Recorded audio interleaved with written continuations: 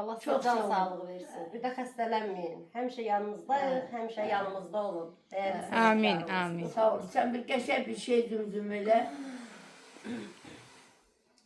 Yine kumlu sahil, yine serin bağ.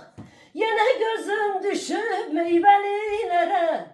Burada sevgilimle neçeyil kabak. Bir nar çubuğunu bastırdım yere. Burada sevgilimle neçeyil kabak. Bir nar çubuğunu bastırdım yere. Nar ağacı, nar çiçeği, bir tisimdi her leçeyi. Nar ağacı, nar çiçeği, bir tisimdi her leçeyi. Öpürəm sizi. Halal olsun. Yanınızda okumaq böyük məsuliyyət. Yo, Üzüm niye? sayın, Olur bunlar zaten. ola bilər. Sizi ama çok sevirəm.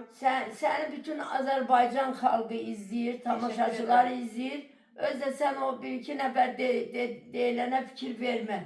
Tez Tamam, kocalarsan. Sen yaxşı adamlardan yaxşı söz eşit.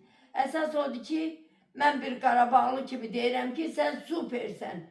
İnsan kimi Allah sizi süpersen, var eləsin. dost kimi, Allah hem de sizi okuyan qorusun. gibi. Sənətkarlarımızı, böyüklərimizi, vətənimizi, elimizi, xalqımızı, obamızı qorusun. Amin. Təşəkkür edirəm.